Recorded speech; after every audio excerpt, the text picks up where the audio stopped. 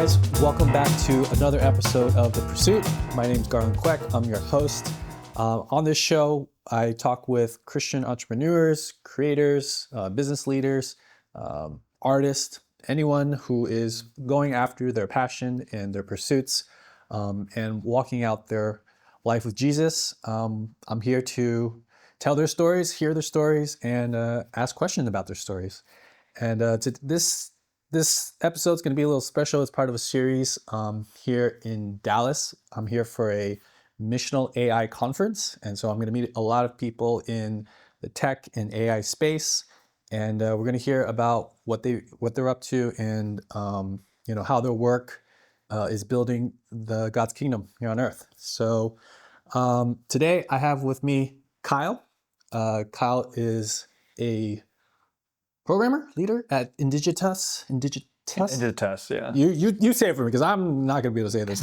Yeah, sure. But, I'm gonna give Kyle a chance to kind of introduce himself a little bit, but just a real quick background of it. I just met him. We just met like recently, but he's a really cool dude, and he's doing a podcast as well. So I definitely wanted to pick his brain and have him talk about that. He also have a background in video creation. So just a lot of interesting topics for us to cover, and then things outside of work. It sounds like we already got some hobbies like NBA and I don't know. We'll uncover that. We'll uncover it, yeah, for sure. But yeah, so I have Kyle with me today. So Kyle, thanks for joining us on today's episode. Thanks for having me. Yeah, Thanks for having me. I want to just start off with a little, for those who don't know you, like myself included, just getting to know you for the first time, like. How would you introduce yourself now these days? Yeah, so in the missional world space, I always introduce myself with my father because my father, my dad, he founded the first intensive care unit in East Africa as a medical missionary. Yeah. So part of my life, I grew up out there. And I also, therefore, was a missionary kid, and I learned Swahili, things like that. So I've got a weird upbringing, right? I moved around a bunch. I lived abroad, and that has definitely like molded and shaped my life in a very strong way. I'm also Korean, and I had no interest in being a doctor, lawyer, or an engineer. So I was already setting myself up for failure because my dad, being the objective, like super Christian hero he is, being a doctor, a missionary, etc., I was like, well, all right. And my dad like went to Oxford and like invented his own field of medicine. So he's not just like random doctor. Okay. He's like uber doctor, right? So it's like, okay, well then I am setting myself up for failure. These are the footsteps you need to follow, or right. you need to fill. I think that kind of shapes a lot of like my answers for why I and who I am today, right? But yeah, so I mean, I can get into that a little bit later. But like besides that though, I say like, okay, I'm Kyle.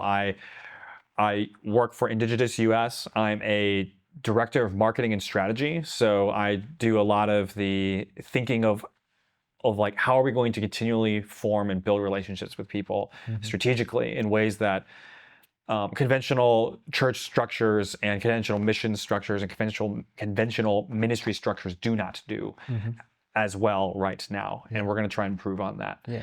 And could you maybe explain a little bit more, what does Indigitas do? Yeah. You describe the company that you're Well, and that's kind of the ethos of what Indigitas is all about, right?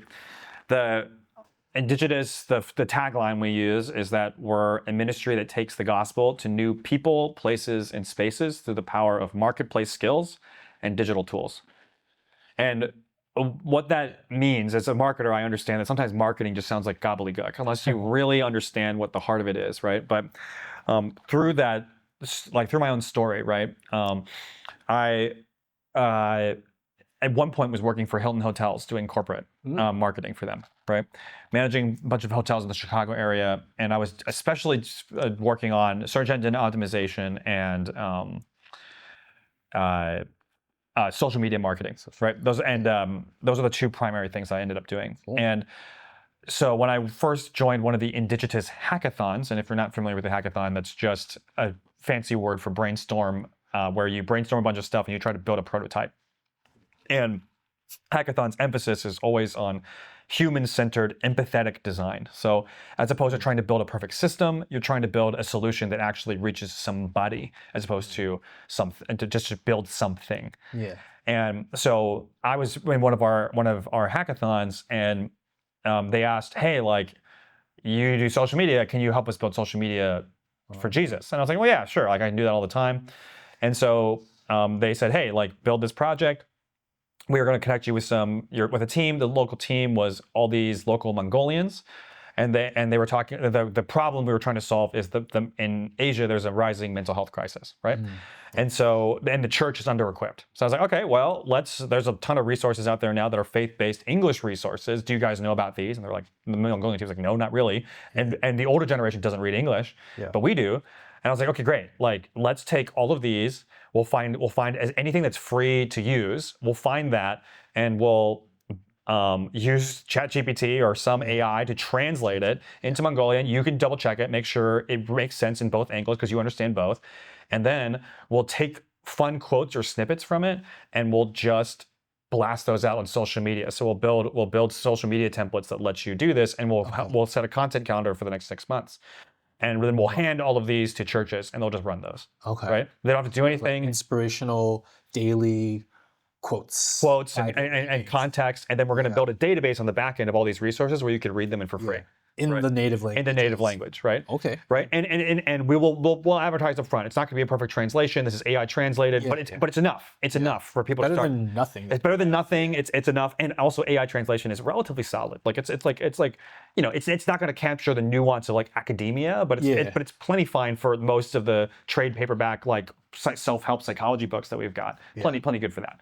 In fact, compared to certain self-help books, it might be better than what it was out there already, right? So, so like that was the angle, and that's kind of what Indigenous is for. It's not just for marketers or for coders or for anybody. It's just, hey, you are somebody who's passionate about the gospel. You're passionate about your faith, and you've never necessarily had the opportunity to use your skill set, or maybe you've even been discounted for your skill set to use that for the gospel because you're not a pastor, because you're not a missionary, because you're not interested in translating the Bible. Like you want to like do graphic design. You want to do, you want to be the best marketer there is. You want to be the best CS developer there is, right? That's what you're passionate about. But like when you go to your church, they say, "Oh, you're a computer programmer. You understand technology. Maybe you should work the sound booth." And it's like that's like not the same skill set, right? But that's what we have. Like we have only one box for that, for like somebody like that. So like all the creatives get morphed into like either on the worship team or the sound booth, and that's kind of it. And as somebody who did videography before, they're like, "Oh, you understand this? Here, run like a PhD graduate level soundboard." And I'm like, I literally have no idea how to use this thing, but okay, I'll figure it out. I'll look up tutorials. I know how to learn, so I'm going to learn it, right? I don't even know how to do sound design. I'm just pulling stuff, right? And I'm hoping the audio I capture is great, so I don't have to do any sound design, right? So minimal post work because I'm so bad at it, right? But like I'm going to learn because that's what the church needs. But like, why are we doing it that way when there is so much more out there? So that's kind of what Indigenous is all about. And finding and taking people. The final piece of it, though, I will say, is that Indigenous is very much a network. So it's not designed to be like, hey, like I hire you and you work for us. It's like if you wanted to say right now today, hey, I'm a part of Indigenous, we would say, great, you are. Because you're in our network, we know you, you're passionate about what you're doing, and we just want to connect you with more people who are passionate about what you're doing, and network you into those other people, and then hopefully maybe get you to collaborate and work on things, right? And that's why all the majority of our stuff and our events are either proof of concept to say, hey, we can connect you, you can trust us, we're doing cool things, or they're literally gathering events to gather people to collaborate with the things they're passionate about together, like a hackathon. Right. So yeah, that's our org. Yeah, no, that's great. Like understanding the concept. You know, it's not so much like someone hires you to do a specific service or task. You point those, clients or people looking for the talent to the right people. Right. And we end up doing some consulting work on like when it comes to a ministry coming in place and saying, hey, like we don't know how to solve this problem, but we know you seem smart and you kind of seem in this space of like the stuff we don't know. And then we'll say, yeah, okay, like we know, we can help you think through how you can get somewhere in this space. And then we're going to connect you with the right people. Gotcha. So like we have a lot of friends at like the ministry called Switchboard. I don't know if you know them. You should hang out with them too. They're cool. Well, I can try to introduce you. Like we love them, right? Cool. Switchboard is like let me throw out a problem that someone can solve, and we have a giant network of people who can solve that, who have like that skill set. They'll try and solve the problem for free or volunteer because it's like a little switchboard. You just turn it on and off. Yeah. Right. Like we know them. Most people don't know them, right? Because there's so many other things out there. We know them. We would connect the ministry to Switchboard, right? After we help them figure out what they want, so that when they approach Switchboard, they have a good problem to address. Yeah. Right? Because they don't know what the problem is because they don't know what they don't know. Yeah. Well, we can help them figure out how to figure out what they don't know and how to try and solve the thing that they don't know. Right? Right? Because we're kind of in this everyman space of connecting these people. And then we're also getting college students and churches and stuff engaged with this different kind of thinking. So we run mini hackathons at churches so that churches can figure out, like for the church to solve its own problems, just to kind of teach people, hey, like you can think differently about this. It's ultimately like a really, really, really fancy way of saying we just try and do discipleship. But, hey, you know. Nice. And how big is the team right now? Like, I know you have a lot of volunteers, but like maybe who's like the core people that are... Yeah, for the US side, we have 2 full-time staff, 2 part-time staff, and then volunteers. The global movement, so this was started around 10 years ago, and there's a bunch of different chapters, around 40 to 45 chapters around the world. And they are like in Singapore and Ethiopia and like all over the place, right? We got to meet all of them at the Lausanne conference. It was great. I would say across the movement, I know of like at the Lausanne conference, which was in September when we all gathered, there was a lot of us there. I would say we had around 110 people gathered as an org across the world who are like pretty strong affiliates. Like, I don't know, I think in every single country we're in, it's always different. Like, I don't know if any of them are paid. I don't know if any of them are not. Like, that's kind of not the ethos of what we're about. Like, it's more of, you want to, is this banner that we have helpful to carry? Then carry it. And if you need to be paid to do that, we'll help you try and figure out how to do that. If you need to not be paid or you don't want to be paid, great. Go carry the banner, right? Put the resources somewhere else. Right. In the US context, we kind of need to be paid because it's a bit of a different environment, but in certain places you don't, right? And it's very much that way. So yeah. Okay. Cool. Yeah, thanks for giving us a little high level overview of that and what you're a part of. I want to take it back to a little bit more you specifically, because I'm still getting to know you. Sure. Second time meeting now technically, but you know, you've mentioned you worked for Hilton before, and so it sounds like to me you don't have as heavy as a coding background as a lot of the other people here at this conference. Yours is more in like marketing and social media. So could you take us back? Like, is that what you studied in college? Like, what did you major in? And then maybe just like a quick little summary of like where your career took you. Yeah. So usually when I share this piece, right, I end up getting involved with techie things just because I think in the modern era, what is at a premium is not expertise, but the ability to translate between experts, right? And because of that, like I end up kind of being in this space, right? Because like I'm bridging the gap because I can talk to you about basketball all day, but I can also talk to somebody over here about the latest anime they really like, and if they like Jujutsu Kaisen, I can talk about that all day, right? But I can also talk about, oh man, what do you think about the tariffs or stocks or whatever? I can kind of just do it, right? And also know enough to talk about and ask good questions enough to be able to talk to the programmer and talk to the marketer and talk to the sales guy and make sure they all communicate, right? So, and I think that type of skill set's at a premium. But like because of the life that I ended up having, like I started on this track, I would say, is when I lived in Kenya, one of my mentors, two of my mentors were a videographer and then a professional wildlife photographer. Okay. Like literally like go out in the savannah and like take pictures of lions and stuff. Like and I got to go do that with him, which was really cool. Dude, it's crazy. I want to do that. Oh, it was as a photographer. Like, it was a checklist. It was nuts. Like the lens we had was like this long. I mean, and it was crazy. Yeah. And I have more stories for that too. But anyway, so there. we like those are the people I got involved with. And then when I went to university, I went to the University of Virginia, and I told my parents I was going to be a lawyer because I did English as my major, and philosophy. Yeah. But throughout, I started getting hired and doing gigs as a videographer. Okay. And then I went to New York City on a spring break trip, and I started working with this homeless outreach organization. And I started interning with them over the summer, and we ended up doing. What's it called? This one was called New York City Relief. It's a mobile soup kitchen that drives around the city of New York and Okay. serves and feeds the homeless. I'm definitely have. Yeah, it's like if you're a New Yorker and you've ever participated in Don't Walk By, the big, massive one, NYC Relief is a part of that. Okay, yeah. At least like it was like a decade ago now, but like the training videos that they use to train those people, that's what I made actually from that summer internship I did. Cool. But I also partnered with like the Bowery and a couple other organizations out there to do combat labor trafficking, sex trafficking, and do homeless outreach. And the thing that I realized, because as I was just doing this work, I wasn't doing any videography work for them for the most part, but was just like, oh, like nobody's doing anything related to anything close to technology, like not even like outside from like cooking technology or like using email, like no one's using technology. I have this video skills. I have this inkling for marketing. Let me help these people do this better. Let me help multiply people. So like the training videos I made for homeless outreach was to multiply the work so they don't have to train people as hard because they already have these things set up. So we can have higher level conversations.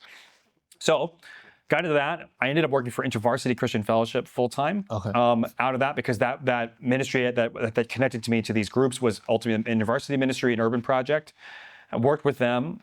We ended up like doing a grassroots podcast movement thing, and we're a part of the movement for InterVarsity to have full podcasts. And then I switched over to Hilton, and then now I'm here. So Gotcha. That's the kind of arc of career. I didn't go to school for marketing. I didn't go to school for strategy.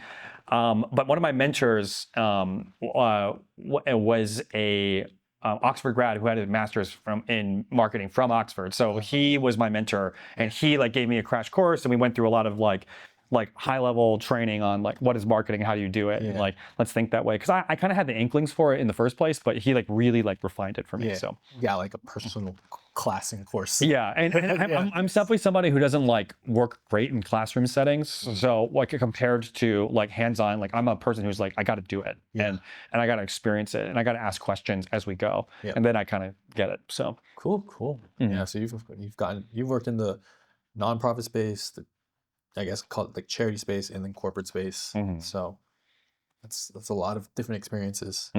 Nice.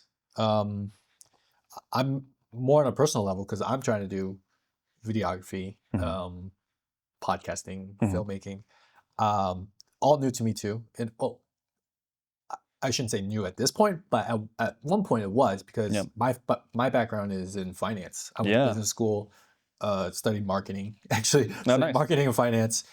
Worked in asset management for a number of years, and then I just felt like being a creative. And I was like, I started picking up photography, shooting just for fun, hobby. Got decent at it. People started asking me to like shoot things for them and paying me small amounts here and there. And I just took them on. I was like, oh, I'll just make some side money, and then it eventually turned into like a full-time job. Just long story short, like I quit my job, quit finance, and then pursued photography. But then along the way, I picked up the video skills because I mean these days there's just so much overlap. Yeah, there's so much overlap between the gear you use and just like where the industry's going in terms of like what clients want. They just expect, oh, you're a photographer, you should know like videography too. Even though the artistic eye for a videographer and a photographer is so different. It's very different. It's very different. I'm a horrible photographer. I'm like a only okay videographer, but I'm a horrible photographer. Like I don't have the photographer eye. I'm like inverse. My photography eye is like more honed in for sure than my videography eye. I'm still a lot of like, I'm gonna shoot and see, what I can use. Sort of thing. But so from a personal standpoint, I'm definitely curious about your videography journey. I'm like, did you, taking us back a little bit, did you do film, like home videos for fun? Like, were you always into videography? Like, what did you, like cinema a lot? And then, start there. But then I do want to go like how did you start executing things? Yeah. Eventually like, getting good at your craft. I think the thing for me is like my mom was an English teacher, and from a young age, like I really, really, really liked stories and storytelling, right? So videography is a means to stories. Podcasting is a means to stories. Marketing is a means to story. And all of them come at it from a different angle, right? I picked up like writing and English and short story writing and stuff, and then poetry and things. As I was growing up, I actually decided I was going to become a poet because I thought girls would like me more for writing poetry. So I was like, all right. But then I found out that actually I just really liked the medium in and of itself. And then I picked up making videos and stuff. And because I like stories so much, I was always fascinated with movies. It made me super fascinated with movies and sports. Because I think they're really interesting that these stories are created and crafted in these miraculous ways in sports, because like no one is technically rigging everything unless you're watching WWE. Spoiler alert. But then there's also the people who like carefully crafted this story, and both are objectively awesome in different ways. And I was fascinated by that. And so yeah, like I was a huge into movies. I was like always somebody who was like checking the Oscars and looking at all of these and going and watching every single Oscar film. Nowadays, I don't know. I think the Oscars are kind of But like before, like back when like it was like The Hurt Locker and stuff, I was like, oh my gosh, this movie is amazing, right? And thinking about all that. So I love that, and I love the art of storytelling. I love how people do it, and I've always loved innovation and how things have changed over time. So like watching the history of movies and watching and being like, oh man, like when The Matrix comes out, this is like like I remember watching like The Fugitive and then watching The Matrix and being like, oh my god, the combat in these and the art of cinema to how you capture combat is crazy different. Or watching the first Rocky movie and watching Creed now, like the Creed fight, I mean the Rocky fight in the first Rocky is like horrible. You can't tell what's happening at all. And then you watch Creed now and you're like, man, we've got this down to a science. Like this it is a science. It's beautiful, but it's a science, right? And it's like amazing. So like I was fascinated by all of that, and that's definitely carried me through a lot of my own storytelling objectivity. And so when I started learning videography about midway through high school, I was like, oh, this is awesome. And I started trying to make stuff and try to learn a bunch of things. And that really helped me when I got into podcasting too, because podcasting is easier in the sense that there's only one medium. As you don't have to worry about the audio and the visual, you just have the audio. So it's nice. You get a lot of forgiveness. So storytelling is at the heart of it, which I love. Like that's kind of what I realized too, getting into this. I was like, man, I'd really like the storytelling aspect of all these mediums. It was photo, video, podcasting, audio. Because when I first started, I would take what I did with my photos, right? It was just for myself. Doing it as a hobby, taking travel photos. I did travel blogging essentially. And so but I wanted to write stuff with the photos and like craft a story with it. And so that, is at the heart of this, I guess, this like creative journey for me. And it sounds like for you too, which is awesome. Yeah, one of the questions that I think you wanted to ask too is all about like your craft and like talking about that. And, Take us into that. I think like we initially connected partially just because of sports, right? And I think this is a great metaphor for the reason for craft. And when we talk about that, it's like, oh no, there's a guy, headline, straight male talks about sports, uses sports metaphor to make point, but yeah, but I really do love sports. And I think that I love sports is because I think about, and this is a basketball one, in 2015 in the finals, right? The Warriors are down 3-1, and they are like 2-0 or whatever. Like they're down in the series, and they make the big change where they insert Andre Iguodala into the lineup, and they take out Andrew Bogut, right? Andrew Bogut, the center. They're bucking convention. They're doing all this sort of stuff. And Andre Iguodala has not started the whole year, and this is a crazy move at the time. Nowadays, we would say, oh, okay, that makes sense. Like, that's just what you do. But back then, it was not so. It was in the highest stakes scenario, but they wanted the strategic change of what Andre was able to bring as opposed to Andrew Bogut. And the thing that came out afterwards was that the guy who suggested it was a video coordinator. He was not the coaches. He wasn't a player. It was a random video coordinator. And in the NBA hierarchy, like that guy's like at the bottom, right? He's all the way at the bottom, and he's just like an intern, basically. And that blew my mind. And I was fascinated because I was like, wow, how did they create an environment where that guy's suggestion got up the chain to the head coach of the players, and then they enacted it on the highest stage and the highest stakes for them, right? And, like objectively, it's a bunch of grown men shooting a ball into a hoop, right? Like nothing crazy. Like it's silly even as an endeavor. But the thing is, like, we do a bunch of really silly and dumb things all the time. We care deeply about them. And somehow they were able to create that culture of where that guy was able to make that suggestion, right? And then they enacted it and they executed it and they won. They won the whole thing, and they bucked the whole trend. It wasn't like the guy suggested, hey, we should just play better, or we should throw the ball to, like, Tom Brady should throw the ball to Randy Moss. It's like, yeah, well, duh. like that's just how it works, right? Patrick Mahomes should probably throw the ball. It's like, yeah, duh. Like he's really good at his sport. But they made this very crazy change. And for me, that's kind of what I would consider craft, is how can I get a bunch of people together to go towards a goal and make something happen? That's kind of what I've been learning and trying to figure out how to do. And the art of that is really, really fascinating to me. And I think for me, and it's not true for everybody, but for me specifically, the most effective way I've been able to find to do that is through stories. And I think when we look at Jesus, bringing it into faith, right? When Jesus goes to his disciples and the crowds, does he teach them high-level theology? Does he give them information? Most of the time, the answer is no. Actually, he's extremely cryptic. Like when you read his stuff, you need like MDiv to understand some of the stuff he's saying. Like he's like, oh, the kingdom is not here, the kingdom is over there, or whatever. And everyone in the crowd is basically, WTF, like, I understand what you just said. But the things he does teach is in parables and stories. And the people always get screwed up when they read the Bible when they start hitting like Leviticus and Numbers. Why? Because it's a bunch of laws and objectives and rules. And like, unless you're a lawyer, you're just like, oh my gosh, law, right? Like it's not like fun. But people like to read like the story of David, right? And I think there are lessons there for us, and there's lessons for me in that, like, and this was really grinded home for me when I was doing that homeless outreach ministry, right, in college. And then I came back to my college and was like, okay, I want to start a homeless outreach ministry in my college. And I started doing it, but no one really wanted to do it with me. But I eventually, like, I built it up enough where a couple people would come out with me every week.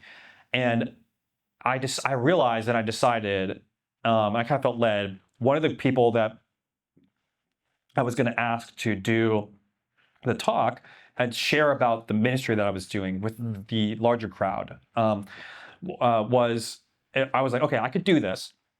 And I know I'm a pretty good speaker. I know I have charisma.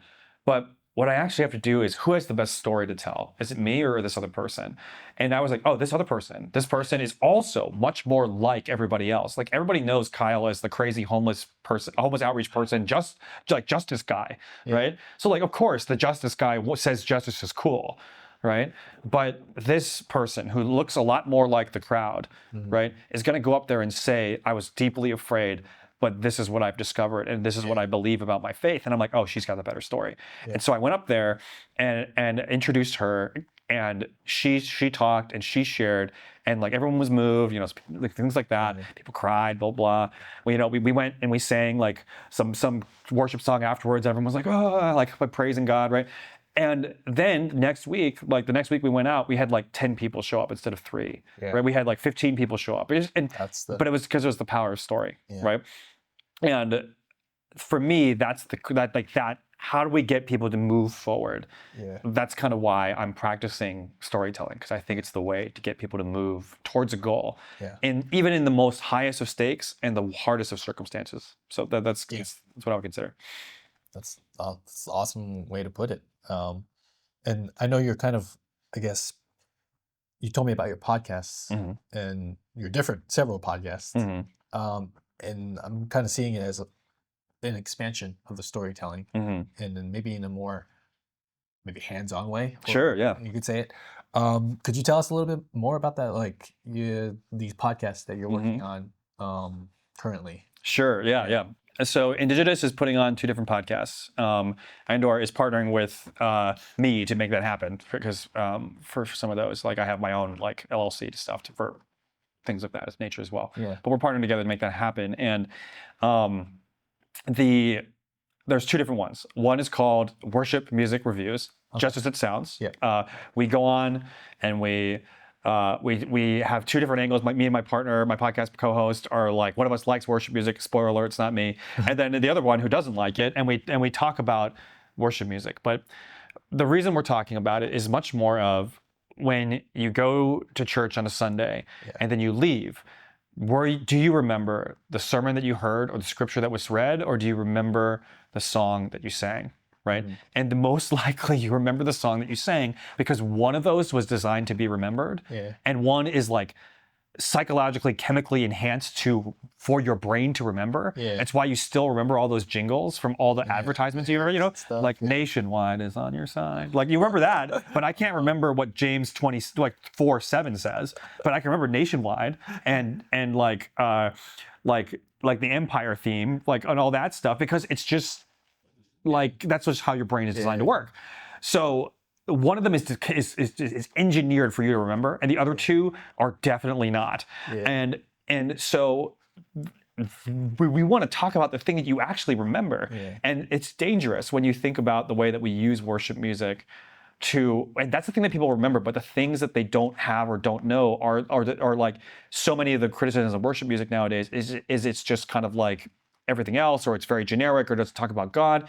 And if all those criticisms are true, I don't know if all those criticisms are true, but if they are, then we're in a really dangerous spot when that's the thing that everyone remembers, right? And their theology and their faith and their view of God is formed more by like oceans than or firm foundation than the actual true firm foundation and or scripture, right? And or like people who have studied scripture and understand it. And of course, a lot of these worship songs are couched with deeper theology, but we don't understand that theology. And realistically, no one wants to learn that theology or take the time to learn it. And so we're coming at it and we're reviewing the songs. We talk about them on musicality, lyricality, and then theologicality. And then we talk about, could this be used in a non-Christian movie? Can we, what do you think this is theological milk or meat? And we try to make it an interesting, fun, engaging way to talk about music and worship music, but then also talk about the whole idea of culture of church, why we sing what we sing, why do we do what we do, and let's think harder and deeper about what we're up to, because we don't necessarily think about it. It's kind of rote at this point. Like people are like, oh man, like the first hires at a church are head pastor, and then it's like worship leader, and then like children's pastor. But we don't hire missions pastors, evangelism pastors, community coordinators. We don't hire finance guys. We don't hire we don't hire all those people. And like in my mind, like what Jesus preaches like 60,000 times about money, and he doesn't preach that much about worship. And pure unadulterated worship is serving the poor and the widow. And we don't hire outreach coordinators first. We hire singing coordinators first. And there's not necessarily something wrong with that if we are thinking about worship in the way that I think we should be thinking about it. So that's what the podcast is for. And it's helping. What's the name of the podcast? That's one called Worship Music Reviews. The other one we were up to is called Thy Staff of Power. It's a D&D, Christian D&D podcast. And love it. It's, for those who are like, oh my God, D&D, are we allowed to play that? That's in the 1980s, there was a big scare around D&D being like a demonic thing. And you can look up the history of it if you want. There's some interesting ideas out there and stuff. But nowadays, like for anyone who doesn't even know, are also like, oh, is that a video game? I mean, yes, it is, but it's not really. Like the basis of all this is just you pretend like you would when you were a kid, but because you're an adult, you have some rules and you roll some dice to make sure whenever there's an outcome you're uncertain of, instead of arguing with your friends of like, I'm Superman or you're Superman. Just go by the dice. You roll some dice and you kind of use it to help shape your decisions. And our podcast is set in a high fantasy parody world where everything the parody is of church culture. And so instead of going on a quest to slay a dragon, you go on a quest to make sure that the coffee doesn't run out at your service. And instead of going to a quest board to find your quest, you have to sign a connect card, stuff like that. But the goal of that podcast as well is we think that people connect more over things nowadays, over things like hobbies, right? Again, like how much more did we want to become friends when we both realized we were both interested in going to the Lakers Mavericks game Tomorrow night. that was tomorrow night, and we're both like $200, but maybe it's worth it, and like we're like, oh, like that makes us like so much more likely to be friends and also stay connected, even if we have this great Christ center, right? We have the ability like I now know like, oh, like even just like an hour or two earlier today, I was like, oh, I'm texting Garland about the latest NBA news because this is nuts, right? And I want to know what he thinks. I had no idea. I was like, oh. And yeah, we're like, oh my God, right? Like, but like that means like we have the ability to stay connected over the year, just because the NBA is constant, right? In this way, I mean, it's a year-round sport now, and we're using that same theory to apply to Dungeons and Dragons, right? Where when you play D&D, you get somebody to come to your house and for 3 hours a day, 3 hours a week.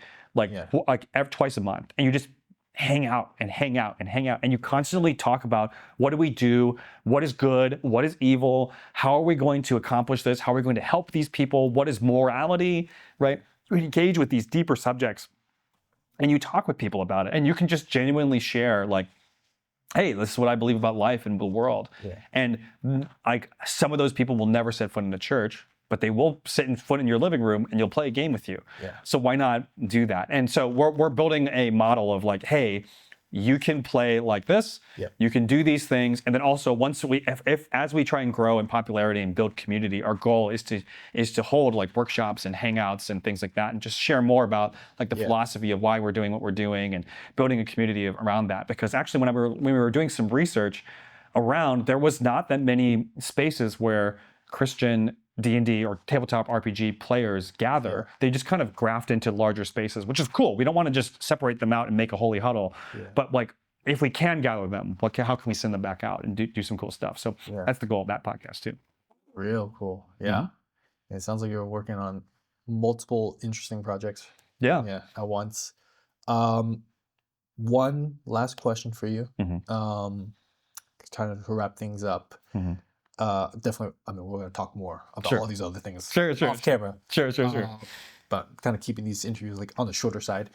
But my last question for you, could you talk about some of the challenges you face while, in this endeavor and how you're overcoming them or dealing with them? And for someone who's dealing with something similar in a similar, position, like trying to get into, I'll call it like content creation or media marketing, what would you say to that? So kind of a few questions in one, but about some challenges and advice. Let's see. Okay, so for challenges, I think the number one challenge for every missions organization and missionary, whether they say it out loud or not, some of them are going to say it's like spiritual stuff or like the world is changing or whatever. I think it's money. Right? It's always money, because if our ability to afford to be able to be here and do these things is money-based, right? And where does money go, right? Money goes towards certain things, right? Every single, that Super Bowl ad that has the He Gets Us campaign, that Super Bowl ad cost $21 million. And if we had $21 million, we'd be set to run for the next, like, I don't know how many years, right? But they paid $21 million for 30 seconds, right? Or actually probably about a minute and a half. And we could debate whether that was a good use of money or not. Like, I'm not here to really judge that. I have opinions, but we're not here to judge it, right? But like, the money's going towards that. It's not going towards this. It's not going towards like the ways and methods and thoughts and processes that I think Gen Z and Gen Alpha and AI and the world is going, right? We're still trying to get a physical copy of a book of the Bible into people's hands when everybody can look it up online and get it for free, right? And there's certain areas of the world where you absolutely need to do that because like there's a great firewall or something else, you need to sneak that past. Not saying that's bad, but for like those of us who have access to the internet, which is increasingly more and more people, and especially in some of the places from the missions perspective that are unreached, like the Middle East, where there's plenty of access to the internet, or things of that nature. Japan has plenty of access to the internet, right? Like, why are we working smarter, not harder, right? Like, in some ways, I think the greatest challenge is money, and the money's not going in the right direction. But in where we are in this lifetime with the onset of artificial intelligence, making it so that everything is much more accessible than ever was before, it's sort of like when Christians, when they first got the printing press back in the 1400s, deciding to print the Bible. There was a huge debate over whether that was a good idea or not. But nowadays, our very ministries are core is the idea of getting everyone to learn and read and understand how to study the Bible because it's accessible to everybody. And the fact that back then, what if they had been like for like 25 years, we're like, someone might misuse the Bible if we print it. Right? Some people probably did think that. Probably did think that, but like nowadays, it's the thing that we could not live without, right? And but for the last 25 years, right? Like when I was doing the podcast movement in InterVarsity, right? Podcasts had been already out for like a decade and a half, right? But that was the first real effort they had made to make it on a more larger scale. So that was objectively 10 to 12 to 15 years too late. And we know for a fact that one of the biggest, hardest things to do is be first to market. And we are never first to market. And I think why? Because one of the big reasons why is there is no money to be first to market in Christendom. I think it's always, let's be conservative and let's do that. And again, right, like there's some benefits to being conservative, right? But also if God is God and all the money is God, like we can take some risks. It was if Abraham was like, I'm not going to be first to market to go to the land of Canaan. I'm just going to wait for others. Like that would be like insane. Or like Jonah's like, hey God, I think your plan's great, but I'm going to go to Tarshish because I don't want to be first to market to Nineveh. Like what? Like what if we were like, oh, you know what? We're going to be first to market to let those unreached people group to hear about Buddha. So we'll just let them hear about Buddha instead of Christ. Let's just wait. We'll be first to market after. We'll come later. Like. What like that's kind of the mentality we have. Okay, so to answer the second part of that question, though, with content creation, it kind of goes into this for me, right? Content creation is hard, right? It's not easy, and a lot of it is like, how can you constantly cultivate a way for yourself and your life to continually be inspired and rested so that you can actually work at your best, right? Which is hard. Like inspired plus rested feel like counterintuitive, paradoxical, or opposed forces. And I think for me, like if anyone was going to ask me for advice of like, how can you do this? I would say the number one thing you got to do is rest and restore yourself constantly. Because if you're able to hit a flow state of creativity, right? When you're in the shower and you're just like, oh, this is the idea, right? You got there because your subconscious was processing something for a long period of time and you finally got a little bit of a break so your brain could go kaboom and get a breakthrough, right? But breakthroughs don't happen without healthy breaks. Right. There you go. Right. Bite right there. That's my spoken word poetry angle coming in. But like that is so important. And so if you can do that, you're hitting a flow state constantly. You know how to get there. You can hit it constantly. That's like step numero uno. The second though is how can you test your ideas or your thought process to make something sustainable and healthy over time? Because there's some methods and things of like, okay, I could write a novel, but for me, myself, I don't think I'm ever going to really write one because it's just a mental health disaster for me to try to continually write this and do this over and over. But some people also ask us when we're doing this is why podcasting and stuff is really nice. You produce something relatively quickly and you release it relatively quickly and get feedback relatively quickly. D&D is like that too.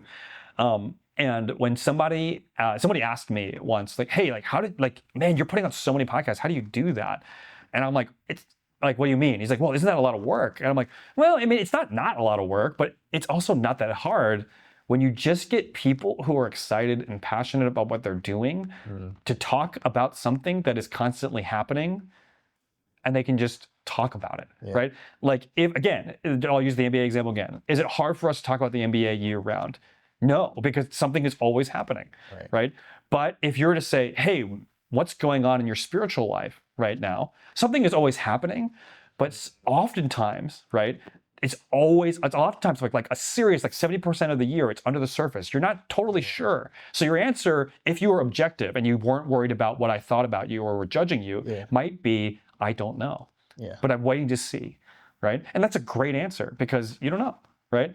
But that's like a healthy spiritual life and conversation, if we were honest, right? Is God like works on like 1 to 5 things a year for you.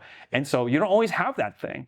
But so like, how are you going to sustain a friendship, let alone a creative outlet, if you can't have something that you're ready to talk about or do on a consistent basis? Like on a podcast, in the podcasting world, you could literally do it every day, right? Or every week. And that means you need something that's constant.